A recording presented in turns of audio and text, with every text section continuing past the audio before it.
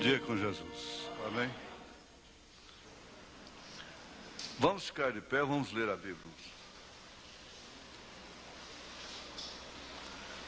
Cantares de Salomão, a partir do verso 1, capítulo 3, né? Capítulo 3, a partir do verso 1.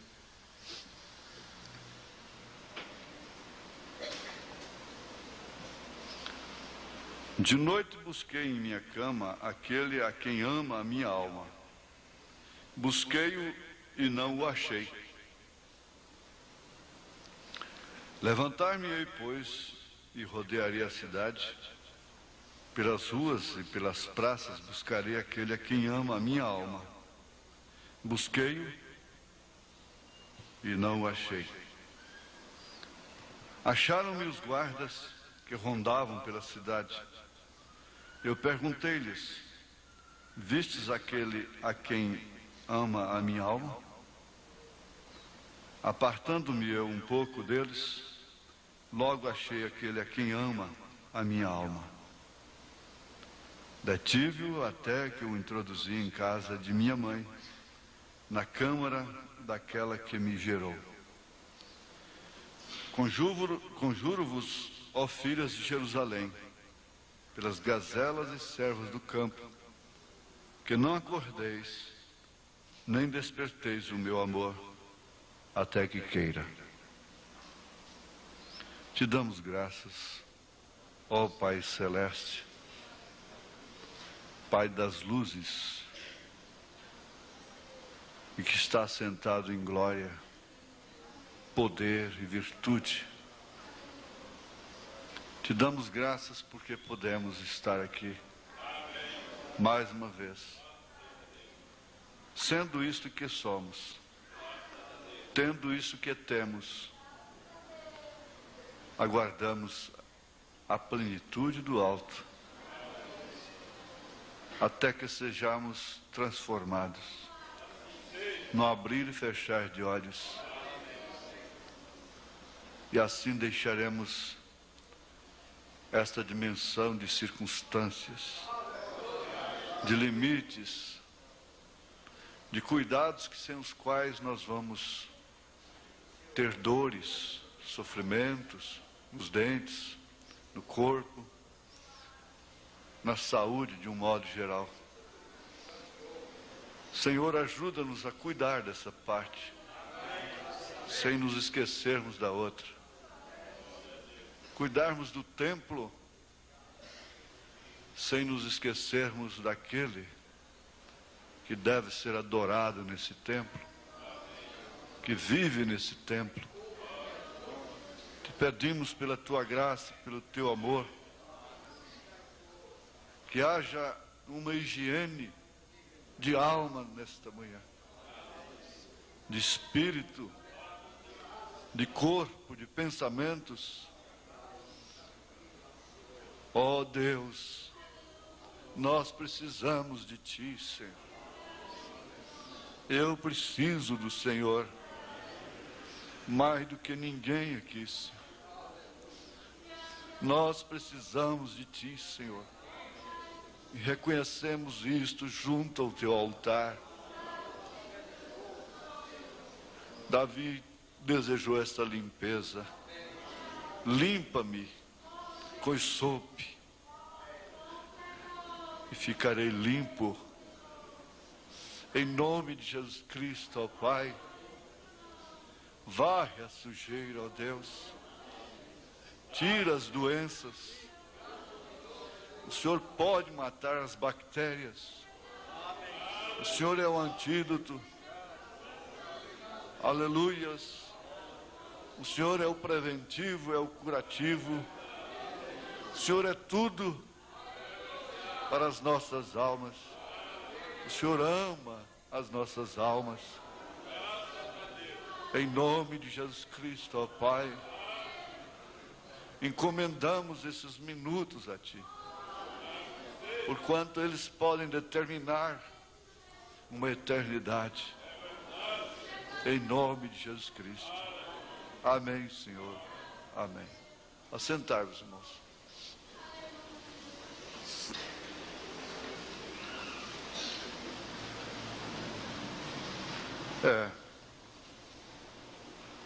Eu tenho algumas coisas difíceis aqui, porque nós estamos no auditório misto, e como eu já disse, às vezes pode vir aquela razão, para que cuidar dessas coisas se Jesus está tão perto?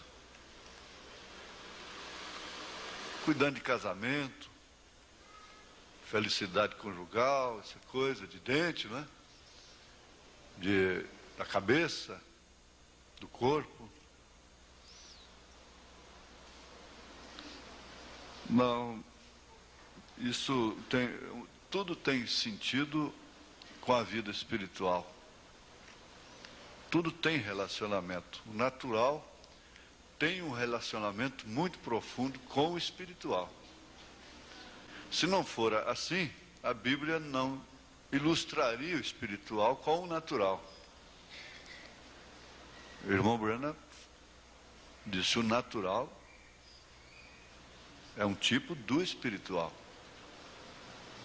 E Paulo, quando quis falar desse casamento da igreja com Jesus Cristo, ele tomou o casamento do homem com a mulher. Agora aqui, irmã, você diz assim: se o senhor quiser falar com a gente, mande nos chamar após o culto. Não, eu não posso fazer isso. Eu vou para o escritório e estou à disposição da irmã, do irmão, dos irmãos, para ajudar no que eu puder. Em certos casos, a gente pede os diáconos para chamar, mas é quando tem que haver uma convocação, não é? Nesse caso aqui não é uma convocação. Então a senhora está sofrendo e fazendo outros sofrerem também, fazendo seu marido, seus filhos sofrerem. E eu sei perfeitamente que a irmã é sensível para com as coisas de Deus e para com a sua família. E Deus te ajuda, te esforça. Agora a questão de falar com vocês dois juntos tem que ser de vocês entrarem em acordo e virem ao escritório, não é? Chegarem a essa conclusão. Agora, essa aqui é um tanto íntimas perguntas, porque elas se prendem muito à vida sexual, né, do casal. Agora, a Bíblia não deixou isso de lado, conforme já observamos. E pelo que eu vejo, às vezes há maridos, há homens que usam muito a Bíblia, mas eles não usam a Bíblia a favor de suas mulheres. Eles usam a Bíblia contra suas mulheres. Quando Satanás disse lá no Monte da Tentação: lança-te daqui abaixo, disse para Jesus, porque está escrito, ele estava usando a Bíblia até numa boa parte, e o que é verdade. Dará ordem aos seus anjos ao teu respeito, para que não tropeces com o teu pé em pedras, etc. Não é? Mas ele estava usando a Bíblia contra Jesus. Agora, quando um homem usa, se é como está escrito aqui, 1 Coríntios 7, para às vezes dar até vazão, um excesso de... Vocês entendem, não é? Os adultos entendem. Então a irmã também pode usar a mesma escritura para ele. Falei: então, bom, irmão, nós vamos fazer o seguinte, meu querido. Essa mesma escritura aí, 1 Coríntios 7, diz para nós entrarmos em acordo, em mútuo acordo, e dedicarmos a oração também. Pelo menos uns dias do mês, né? É só a escritura, não é? É 1 Coríntios 7. E quando é que vai ter essa folga, pelo menos? Pelo menos uma folga semanal, uma folga mensal? Será que essa mulher não merece umas férias? Uma folga semanal? Então, essa mesma Bíblia diz, para entrar em mútuo acordo, dedicar a oração. Enquanto isso, ela descansa um pouco, né? Pelo que eu estou entendendo, né? Agora, porque o desespero é muito grande, pelo que eu vi aqui, o desespero é muito grande, e a pessoa teme a Deus, e, segundo suas perguntas, fica assim, muito apertado para a gente fazer ao pé da letra.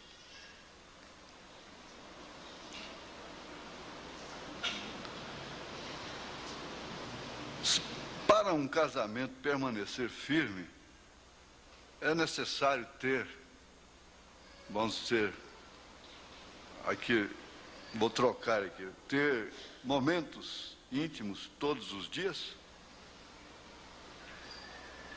É necessário o marido tomar 1 Coríntios 7 como uma chibata para com a esposa todos os dias? A mulher tem que ser um objeto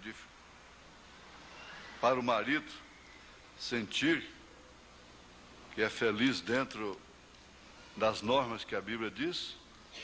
Ou isso é uma fantasia? É preciso o marido se trancar, quer dizer, trancar a esposa entre 4 paredes, para que ele sinta que ele é a cabeça da casa, ela sendo consciente do seu posto de dever? Se assim for, o meu casamento está no final. Me sinto inútil e fracassado diante das cobranças. Ou eu talvez preciso de um bom tratamento para atender à medida do possível. Sei que temos de ser submissas dentro dos limites, é claro. Ajuda-me, com exclamação, ajuda-me. Eu tenho muito pouco tempo. Meu tempo é pequeno, meu sonho de um castelo está indo areia fora, né? Agora, na verdade, a mulher tem que encarar o seguinte fato. Há milhões de casamentos sendo desfeitos hoje no mundo. A estatística no Brasil, baseada pela capital do país, é simplesmente alarmante, horrorosa. É assustadora.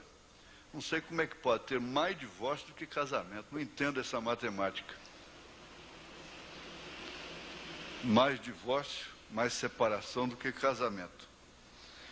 Então é uma realidade que tem que ser encarada com coragem. Aqui agora nós vamos ter se der tempo, nós vamos chegar um pouquinho nisso aí,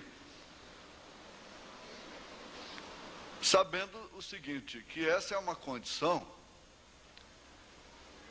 2 coisas estão acontecendo paralelamente. 2 coisas. É um mistério que ninguém pode tomar e fazer uma doutrina a respeito disso, porque corre um risco muito grande. Mas o paralelo seria o seguinte, é que antes do juízo cair sobre a terra, no dilúvio, o casamento se tornou uma desgraça. O casamento. Porque, na verdade, depois da salvação, a questão é casamento. Sabe por quê? Por que casamento? Porque depois da salvação a questão é casamento. envolve todo o ser do homem, da mulher. Inclusive, evidencia características anormais e normais que há no homem e na mulher. Então é necessário que nesta hora cada moça, cada rapaz encare o casamento pelo prisma real que ele está sendo.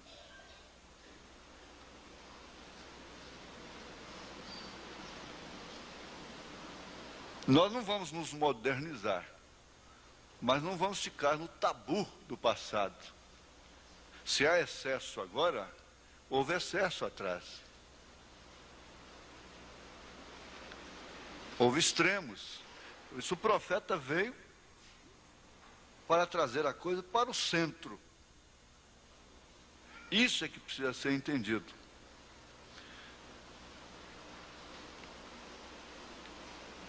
Então,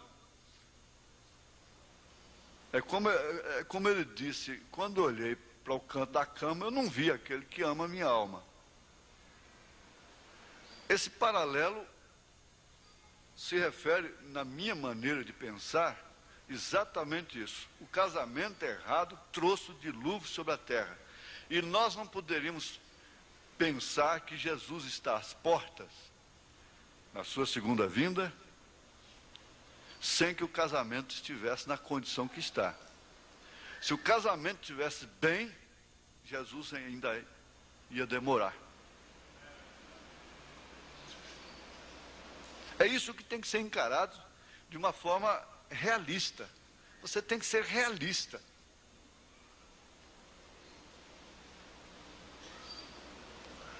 Se o casamento estivesse bem, Jesus estava longe de voltar.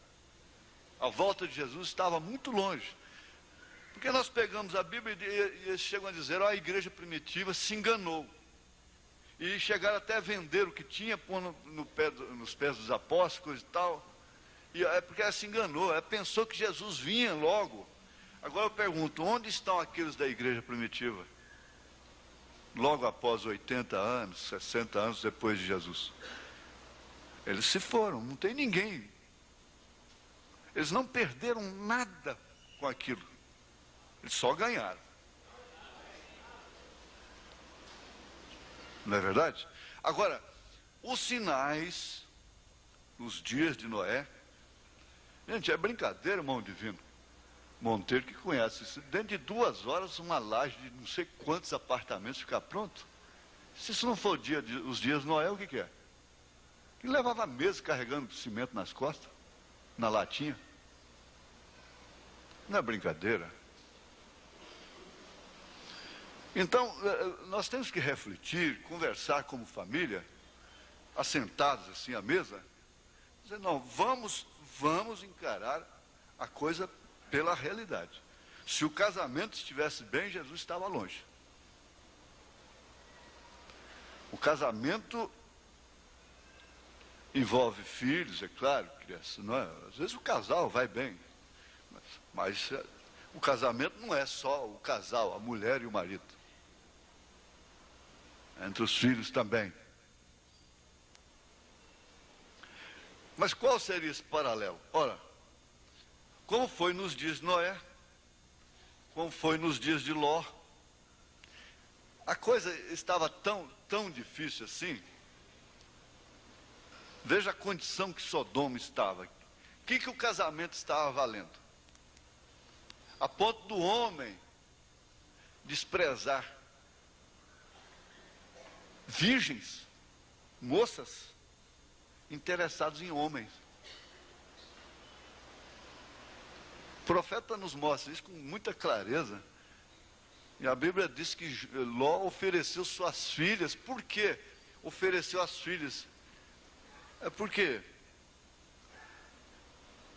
eles queriam aqueles homens estrangeiros por curiosidade sexual.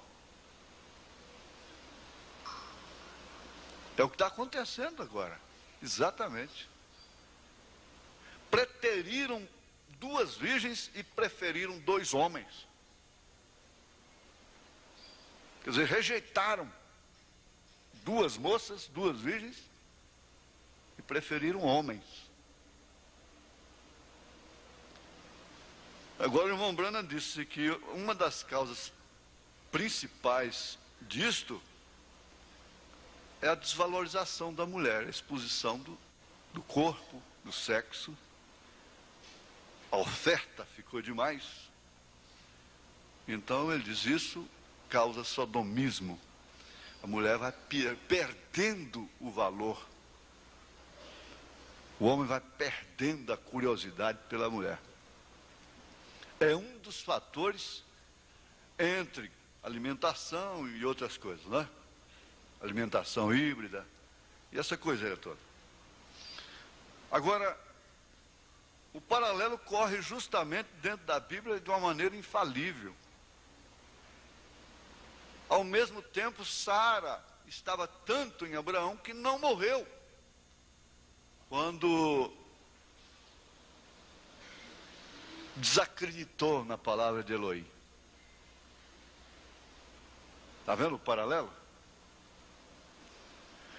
Isso significa que essas circunstâncias de casamento, que inclusive inunda a igreja, e que toma pessoas que,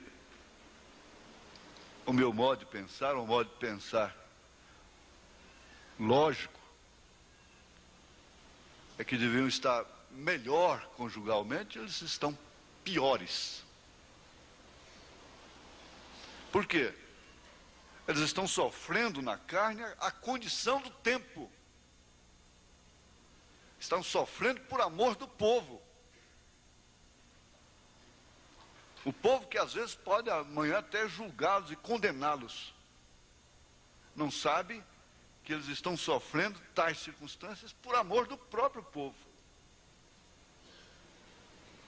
Porque o profeta diz, é a condição do tempo que nós estamos vivendo. Se temos que encarar, eu estava pensando ali, meu Deus, gente, do jeito que a coisa está, como é que essa mamãe vai cuidar dessa criança? Aliás, é o fundamental da super-raça, do comunismo, é cuidar dessa criança até os 6 anos de idade, em tudo, é dente, é calcificação, é tudo a massa cinzenta aqui, para depois ser um homem forte, de boa estrutura, uma mulher boa, uma matriz boa para reproduzir. Mas e o tempo? Além da falta de vocação para aquilo, a mulher está perdendo a vocação materna. Porque ela tem que dedicar tanto ao serviço externo, de máquina, de caneta, de determinações, de executivas, que ela está perdendo, tem perdido a vocação materna. Ela, por fim, não sabe o que é uma mamadeira. Não sabe trocar uma fralda. O homem é que tem que trocar, às vezes.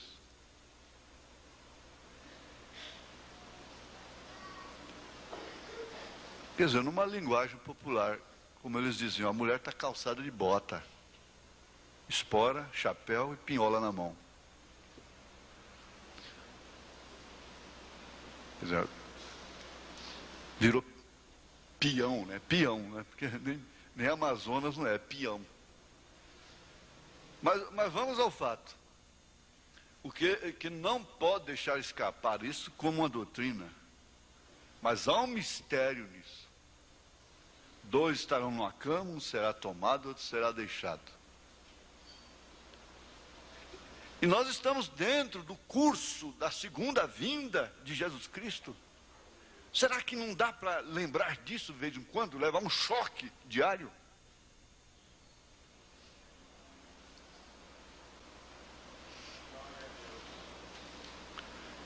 Veja como passa um peso sobre nossas cabeças, que às vezes nos assusta. Porque todos estamos sabendo que que algo está por acontecer. E isso não acontece sem ser precedido por escândalos, por confusões. Normalmente isso não acontece com o povo em paz.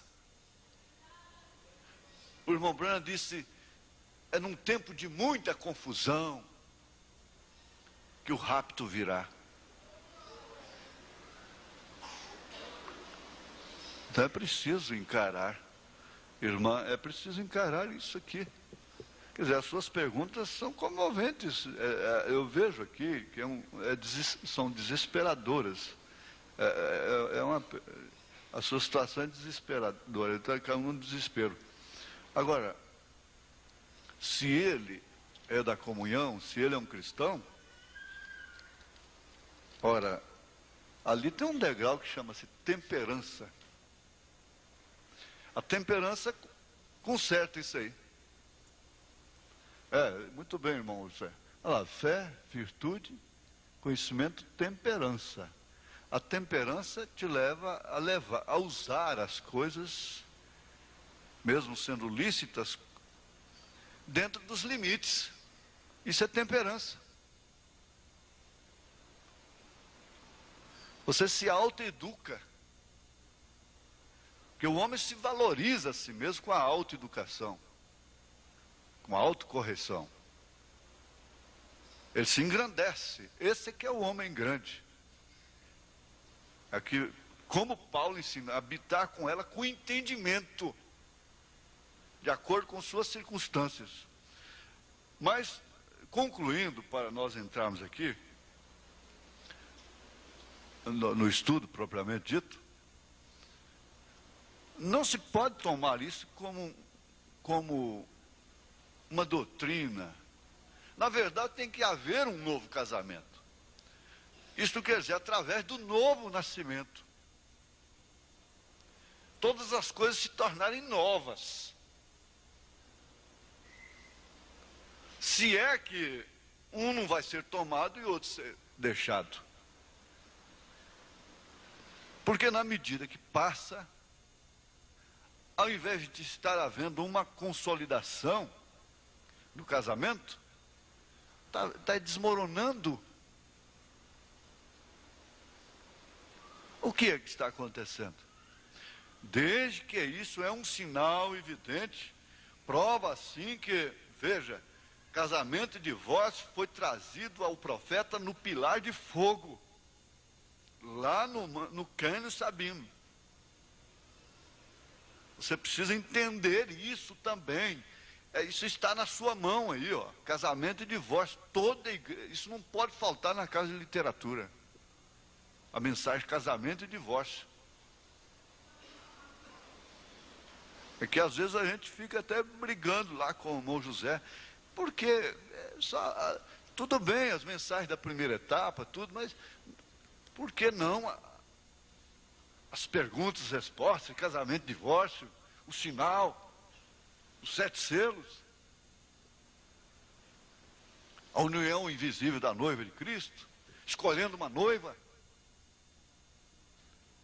Agora, esse estudo que nós estamos fazendo, não é para consertar, isso já foi bem explicado, nós não vamos consertar o que está torto, não tem jeito.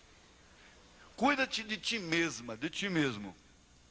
Tenha a sua posição correta e nada de desanimar, de desesperar, nada disso. Agora aqui, nós vamos ver ajustamentos no casamento, as forças de dissociação e causas de fracasso no matrimônio. Esse primeiro tópico aqui tem que ter uma linguagem bastante íntima,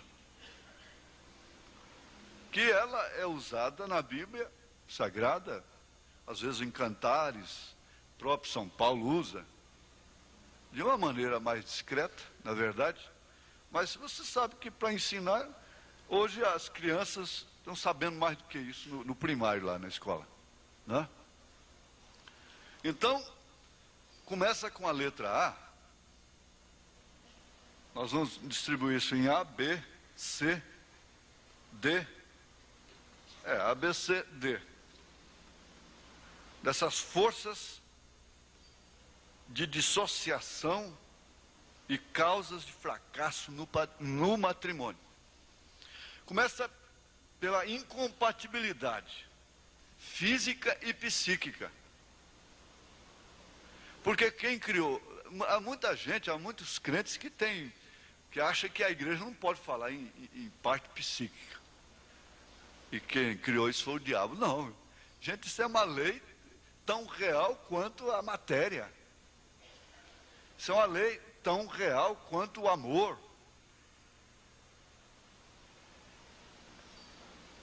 Se a parte psíquica da pessoa não está normal, as suas atitudes são anormais.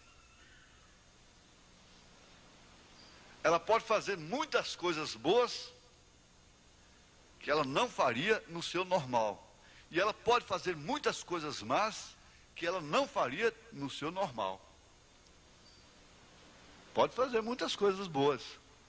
Como essa pessoa que trouxe as 7 eras para mim, aqui para Goiânia, foi isso. Tem a parte psíquica anormal.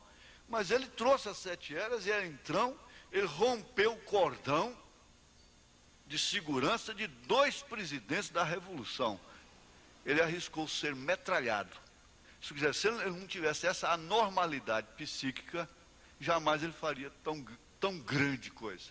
Para entregar a mensagem completa para o presidente Costa e Silva, presidente Médici. Romper o cordão de segurança de presidente da Revolução. Dá para entender isso? Compreende? Há certas coisas que tem que ser uma doidinha mesmo, tem que ser um doidinho para fazer, porque um normal não faria. Até nisso aí você tem que compreender seu marido, tem que compreender seu filho, tem que compreender sua esposa. Agora, como nós já estudamos, são múltiplas. O desacordo sexual, quer dizer, íntimo, é responsável. Vamos trocar o sexual por íntimo, né? Esse desacordo é responsável por muitos conflitos conjugais, como o caso disso aqui, ó, que podem levar até a separação.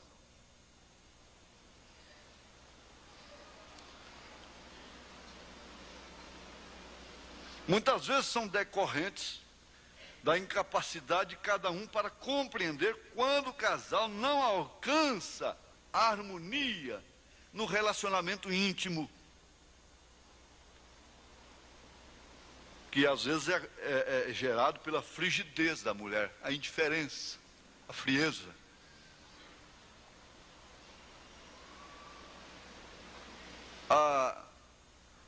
Eu quero trocar isso aqui. A pressa do homem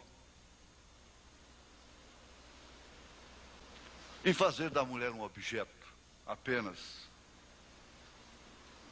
A falta de capacidade.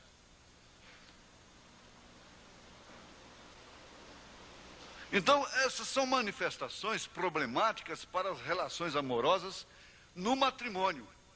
Agora, por que fugir desse assunto quando Paulo falou dele claramente?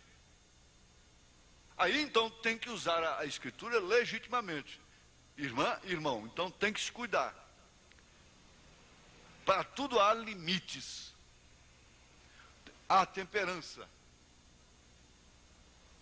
Mas o casamento, segundo Paulo, é para evitar a incontinência, para evitar a prostituição. Quer dizer, é um dos fatores. O fator principal, original, desse relacionamento do íntimo do homem com a mulher, e vice-versa, é procriação, é trazer filhos à terra. E Deus tinha um problema dentro do seu programa, que hoje chama-se explosão demográfica, que é superpovoação, ou população, gente demais. Mas Deus tinha que povoar a terra.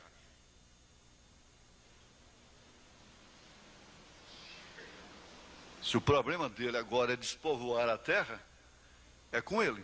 Mas originalmente o casamento foi dado para isso. É o primeiro, é o fundamento, é o primeiro objetivo. Não é só para evitar a prostituição e de cair na incontinência por Satanás. Mas é em função de você ter um leito sem mácula,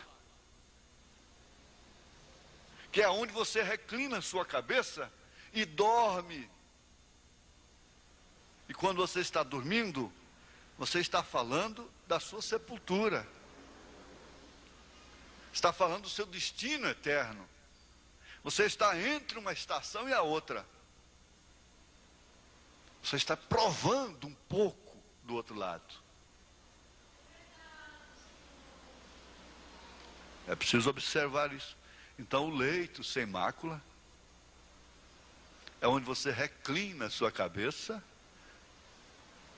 com sua companheira em paz. Em paz. Gente, a partir dos 40 anos, o homem toma um comportamento absurdo, que às vezes acontece com a mulher, em um sentido mais de refreamento, a sua menopausa. Tudo isso tem que ser compreendido, com entendimento. O boi respeita, o jumento respeita, o cavalo respeita, o cachorro respeita. Só o homem que não pode respeitar.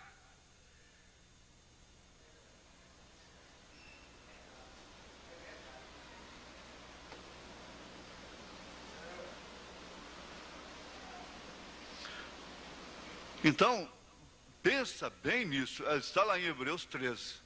O leito sem mácula. O leito sem mácula não quer dizer só aquele leito que ele nunca prostituiu, ela nunca prostituiu, porque se ele vai com a prostituição para o seu leito, ele está maculando o seu leito, né? Mas não é isso, somente.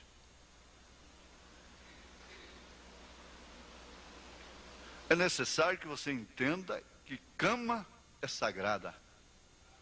Mesa é uma coisa sagrada.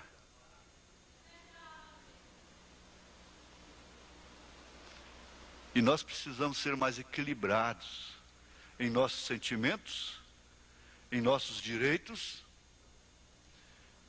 Eu já conversei com um médico sobre isso, ele disse, olha, a maior parte dessa tara, com licença, que há no homem é mental, está na mente, porque ele está descendo a ladeira e ele tem medo, então ele tem uma reação que no fundo é um medo, que ele não aceita inconscientemente que ele está descendo a ladeira. Ora, é claro, um médico evangélico escreveu um livro muito bom sobre isso. Ele disse, olha, um homem de 80 anos, você não pode pensar que ele é um jovem de 25, 30 anos. Ele não pode pensar. Mas nada disso interfere. A idade não interfere, nesse sentido, na capacidade do homem.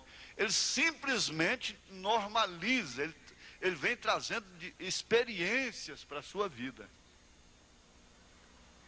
E vai tirando os excessos. Mas o que acontece é o contrário. Por quê? Porque ele pensa que está acabando.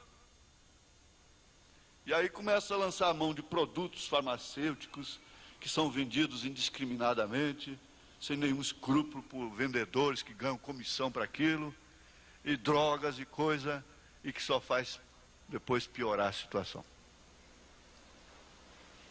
E nós temos que conversar isso entre linhas por causa do auditório ser misto. Mas vocês estão entendendo, os adultos estão entendendo. Mas o outro médico, autoridade no assunto, me disse, olha, isso é mais uma questão de mente. Porque ele não teria, de forma alguma, nenhuma razão de temer tal coisa. Porque ele está simplesmente se normalizando através de uma experiência. Porque na verdade ele teve foi excessos, e ele quer manter aqueles excessos. Quem sabe seja esse caso aí. E quem sabe eu estou ajudando esse casal. Olha, podem ser devidas, essas desarmonias podem ser devidas à inexperiência ou falta de capacidade de manter um impulso amoroso no grau necessário, bem entendido, no grau necessário, para despertar o desejo erótico do companheiro ou da companheira. No plano psicológico, aqui a cabeça, porque tudo é questão da cabeça. Se você está calmo, descansado, não está preocupado com nada, o seu comportamento é um nessa hora. Se você está tenso, preocupado, preocupada, então o comportamento é outro. Isso é como a comunhão. Você não pode, você corta a comunhão com Cristo num culto. Você corta a sua atenção, a palavra, a comunhão, o prazer com Cristo, se você começa a variar em seus pensamentos. Você essa hora está vendendo boi, está comprando boi, está comprando carro, vendendo carro, e lembrando o cheque predatário, aquela coisa toda. Então você corta a comunhão. Você não pode ter uma oração efetiva, uma oração de comunhão. Então isso opera na vida íntima entre o casal.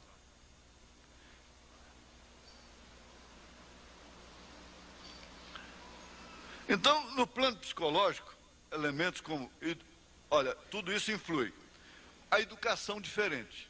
Gente, não é menosprezar, mas uma doutora casar com um leigo, ela vai sofrer. Ela vai sofrer. Um doutor casar com uma leiga, ele vai sofrer a diferença. Não tem como.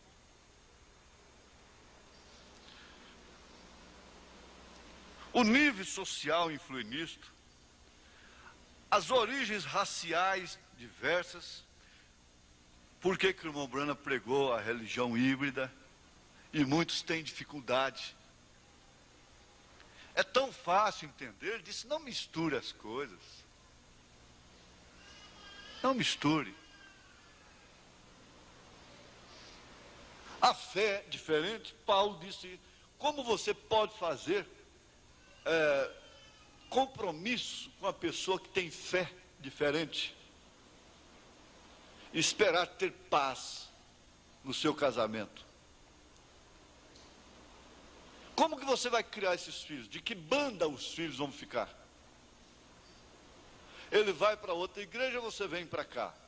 Você vai para lá, ele vem para cá.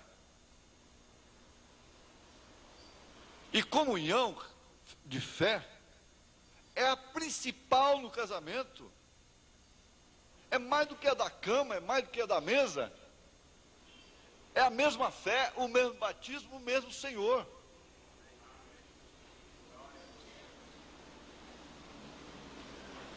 Como que pode você levada por uma indiferença ou pelas circunstâncias ou por quaisquer outros motivos começar um namoro apenas com um moço que não tem a mesma fé? Você sabe o que você está procurando. Então tudo isso aí de forma diferente podem ser forças dissociativas do matrimônio. E por essa razão, mesmo os parentes não devem intrometer. Porque a mãe tem um pensamento, o pai tem um pensamento, o cunhado tem um pensamento. Ora, que tipo vai ficar esse barco? Vai ficar um barco redondo. E você está na construção de um barco para um companheirismo até que a morte separe.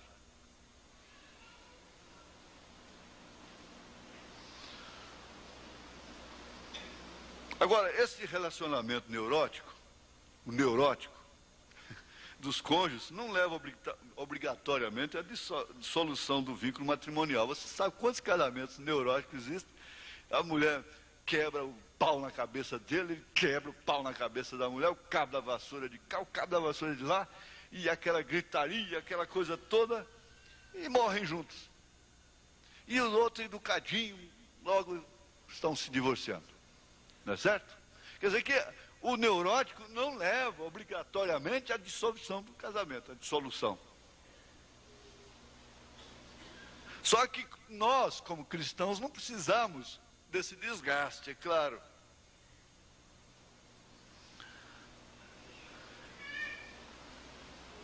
Às vezes até,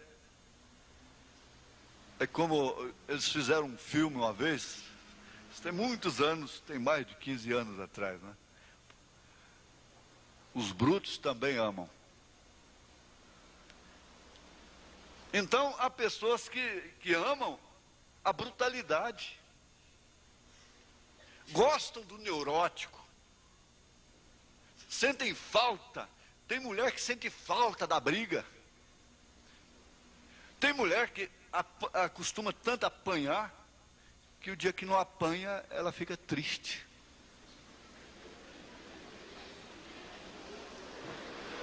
Eles chegam a dizer, parecendo mulher de soldado, né? São espíritos que envolvem, que elas, para terem, se completarem no ato íntimo, elas têm que levar uns murros, uns tapas na cara, ser violentadas. É claro, isso é espírito. Vocês sabem que existe isso. Então o delegado fica entre a cruz e a espada. Ela chega lá com o olho todo roxo e assina uma ocorrência contra ele. Aí passa 24 horas, ele convocou, intimou, coisa e tal, ela já chega lá com ele para retirar a ocorrência. Ela, não, doutor, eu gosto dele, já chega agarrada com ele. Não, o senhor não vai prender não, o senhor não vai prender não. Não, mas teve hematoma, teve sangue, não pode. Não, então eu vou presa com ele também.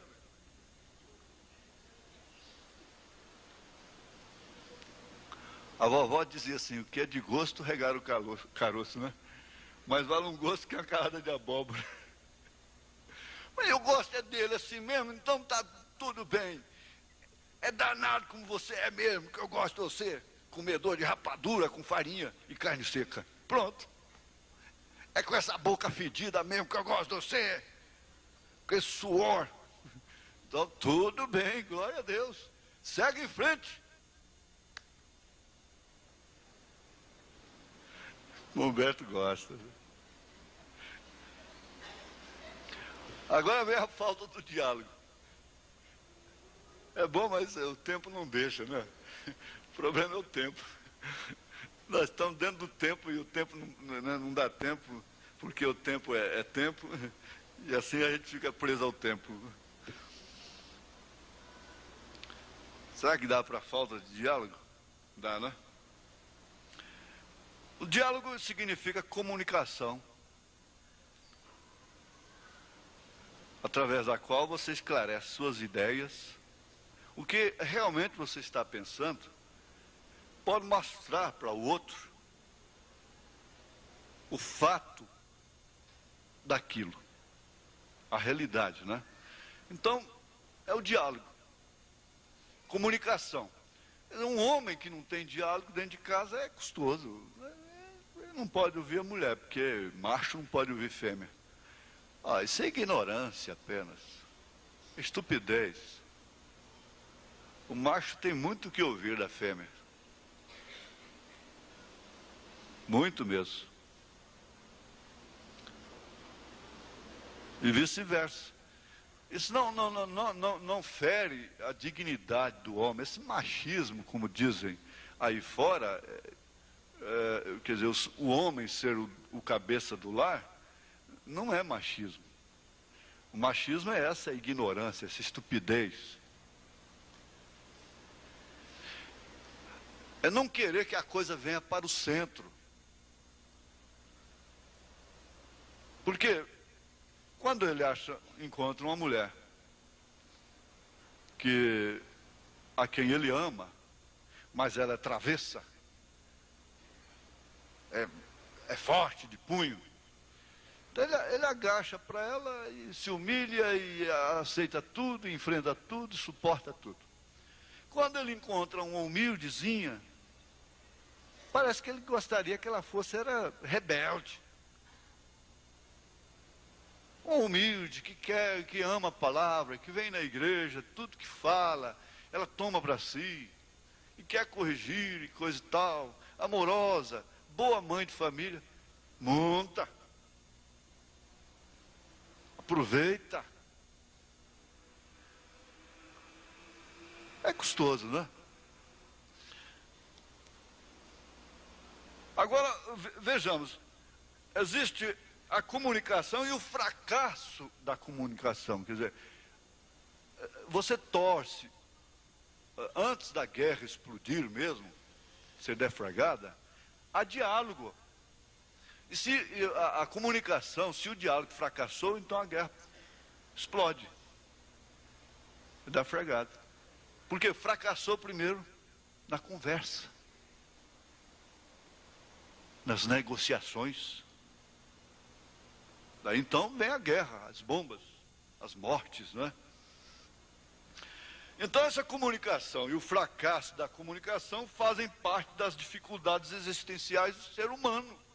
Não vai pensar que todas as vezes você vai ser um vencedor pela comunicação apenas.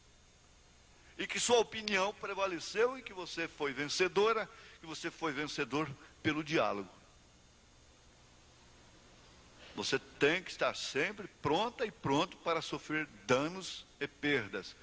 Todo mundo que vai ganhar dinheiro tem que computar isso. Todas as empresas têm que computar, tem que ter uma página, a seção, ou secção, como queira, de perdas e danos. Não tem árvore que cresce sem dar sombra para outros, sem dar frutos. E isso é a natureza. Então você tem que computar. O homem tem que entender que não vai prevalecer somente suas ideias, suas maneiras. Vai ser uma associação. Vai ser uma coesão para haver uma normalidade, para ser normal o casamento. Então, esse fracasso da comunicação faz parte das dificuldades da vida, gente. A busca atual de transparência nas relações conjugais é apenas ilusão humana. Aí foi o que nós aprendemos, parece, domingo passado, né? Para você ser sincero, tem que ser franco, falar tudo para ela, falar tudo para ele. Isso não quer dizer sinceridade. É falta de sabedoria até. A capacidade de comunicação a nível de afetos. E muitas vezes você constrange as pessoas, o cônjuge, né? A outra pessoa, o outro, a outra, explorando afetos. Isso aí já chega até ser a chantagem sentimental, né? Tem muita gente que usa a chantagem sentimental, né? É. Então, isso aí, essa capacidade, a nível de afetos, emoções e diálogo, não surge automaticamente na constituição de um casal, automaticamente. Essa capacidade vem de mais longe. Essa capacidade vem de longe, de longe. Ela é fruto do nível de intercomunicação que existiu dentro da família de origem de cada um dos parceiros conjugais. Em outro tratado, ele mostra assim, você não pode esperar, ele é muito franco, se você não pode esperar que uma moça criada numa casa, de um casamento desajustado, possa vir para um casamento ajustado de uma maneira automática. Não tem como, porque aquilo foi uma forma. E tal forma, tal bolo. Se a forma é redonda, o bolo é redondo. Se a forma é quadrada, o bolo é quadrado. Se for em forma de estrela, o bolo sai em forma. É forma, lar é forma. O lar é forma. Por isso que essa bobageira entre marido e mulher na presença de filhos, brigando por causa de besteira, de bobagem, devia acabar. Você está legando a seus filhos tal natureza, tal princípio. Então, se é uma família neurótica, você tem que saber que ela não sabe decidir nada pelo diálogo, pela conversa, tudo é nos gritos. É conversa, eu não espero o outro terminar de falar, já entra e vira aquela confusão. Agora levando, o profeta diz, quando um está falando, o outro deve ficar calado. A hora que você termina de falar, ou você quer só falar, e o outro só ouvir, e ela tem que ouvir. Não, agora eu já falei, agora você fala. Vamos esclarecer isso. No diálogo, a espontaneidade é importante, desde que não perturbe o outro, de forma irreversível. Então você quer sempre prevalecer a sua ideia. E isso pode chegar a um ponto irreversível, em que a pessoa desiste de dialogar com você, de ter comunicação. Aí então procura fazer as coisas escondidas.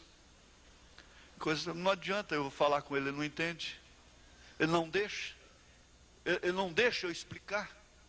Ele não espera nem eu terminar. Então ela vai se frustrando cada vez mais. Assim também acontece com filhos. Vai se frustrando, porque quando começa, o pai já dá um berro.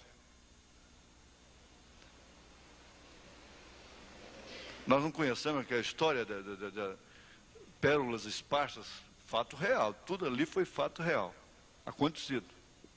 O pai era desses. Não aceitava o filho explicar. E um dia o menino saiu da escola, eles passavam perto de um lago, de volta. Um coleguinha dele caiu dentro d'água. E ele pulou dentro d'água e salvou a criança. O coleguinha dele. Quando chegou em casa, na hora do jantar, todo molhado, que ele abriu a boca, o pai logo explodiu. Estava todo molhado. Explodiu, não aceitou o menino contar. E amanhã nós vamos acertar. Ele sabia quando o pai falava assim. Minha mãe era assim, eu sabia. Conforme o olhar que ela me dava num culto, numa visita qualquer, eu já sabia que aquele olhar significa uma surra. Tinha um olhar que significa, cuidado, olha. Mas tinha outro que dizia, quando chegar em casa, nós vamos acertar. Então isso é até muito bom em certo sentido, mas mata também. O menino vai deitar tão encabulado, tão inconformado, porque não podia haver comunicação. Morreu, estourou uma veia no cérebro, morreu. Agora no outro dia está lá o pai chorando em cima, a mãe. Quando chegam as crianças da escola, não é? E o menino fala com ele, pois é, ele pulou dentro d'água para me salvar, me salvou. Quer dizer, falta de comunicação, não pode, mas por fim você inibe o outro. Não adianta, eu tenho medo de falar com ela, porque ela vai explodir. Eu tenho medo de falar com ele, vai dar um ataque de nervos. Não pode contar para minha mãe, porque senão ela desmaia. Resultado, não pode ser comunicativo. Não há diálogo. Uma das maiores forças que existe no mundo é a comunicação, é o diálogo.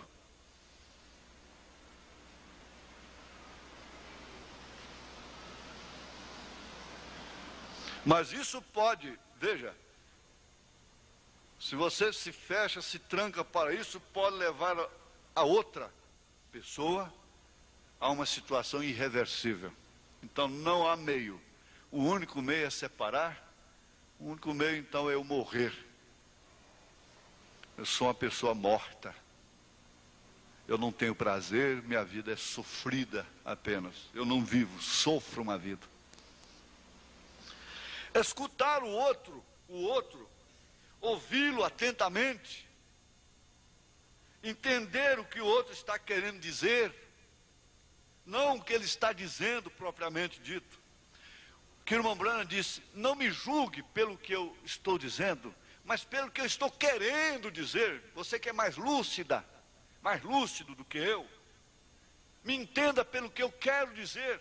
Quantas vezes nós somos estúpidos uns com os outros?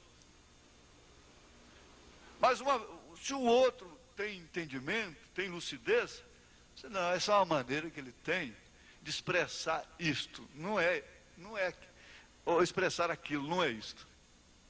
É uma maneira dele, é uma maneira dela. Então, entender o que o outro está querendo dizer, não é absolutamente escutar seu próprio eco, sua própria razão. Muitas vezes é necessário que um dos cônjuges seja capaz de compreender que palavras ferinas, o que seria palavras descaridosas, que é o que mais a gente faz, né? Quando menos espera, já feriu com palavras.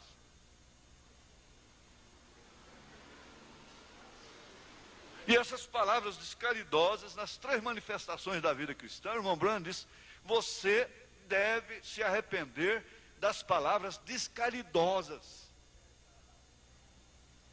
Porque a palavra fere. Quantas vezes eu já feri as pessoas? Quantas vezes você fere pessoas a quem você ama?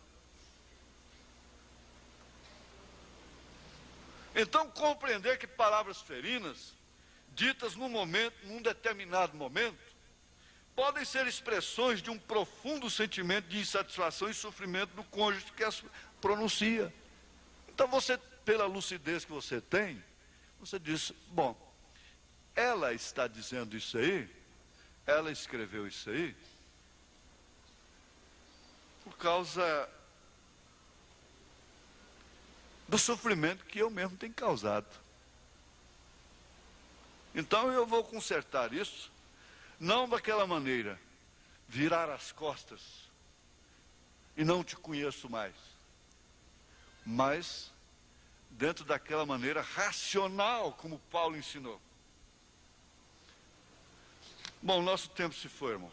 Agora nós iríamos entrar na agressividade e afã de domínio.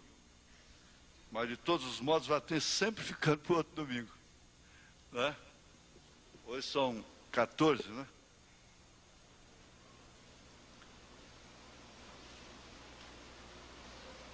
É, 14, esse não volta mais. Só volta com outro mês e outro ano. Então vamos. De noite busquei em minha cama aquele que ama a minha alma. Busquei-o e não o achei.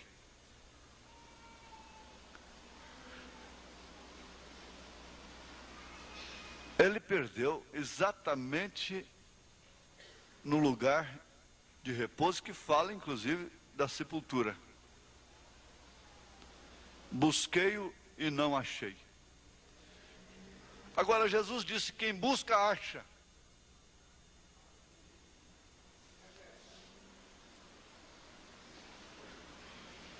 Você tem buscado e às vezes não tem encontrado, mas o que fez ele?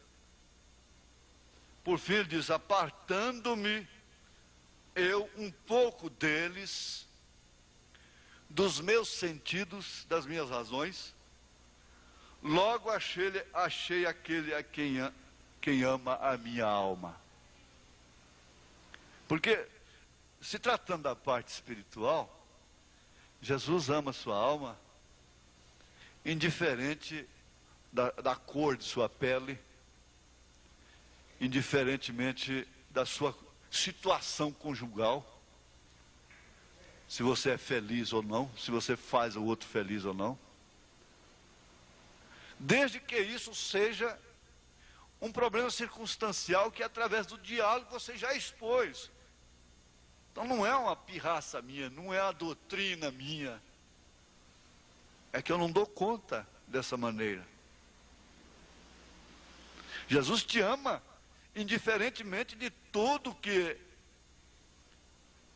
limita essa dimensão humana. Porque se fosse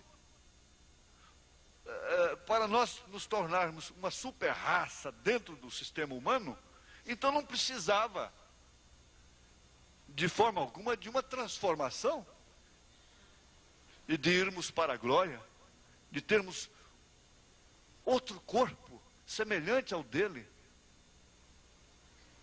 não mais com glândulas femininas, masculinas.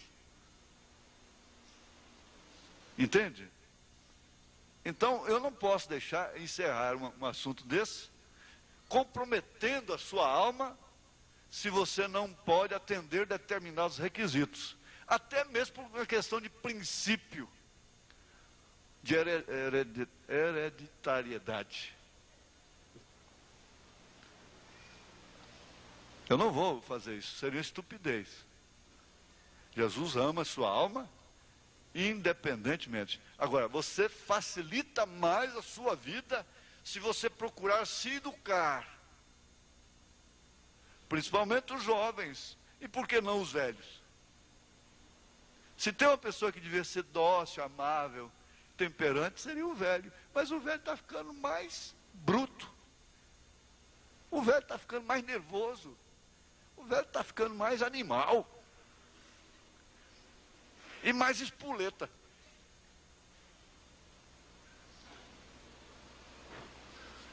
O Senhor abençoe vocês todos nós, né? Esse é o meu esforço. É um esforço que a gente faz para que muitas vezes pode ser interpretado de uma maneira errada. Mas, na verdade, a igreja é isso. Nós estamos escrevendo um quadro e todo mundo está sentado no auditório. O mestre é a sabedoria. O mestre é o Espírito Santo. O mestre é Jesus Cristo. Agora, ele tem que usar alguém. E esse alguém, ele usa quem ele escolheu para isso. Não é verdade? Por isso o irmão Branham disse, eu precisava de uma pessoa mais delinquente do que eu para dizer que Deus errou em escolher esse homem para o ministério. E Deus errou em escolher esse homem para o ministério. Então ele usa quem ele quer. Eu dou graças a Deus porque eu sou usado para o bem do povo. Amém? Na plataforma eu tenho segurança. Eu não confio em mim. Em mim eu não confio e nem recomendo a minha pessoa. Nunca fiz isso. Graças a Deus. Mas a verdade, essa eu recomendo. Aleluia. Glória a Deus. Deus abençoe. O pastor Elias vai finalizar.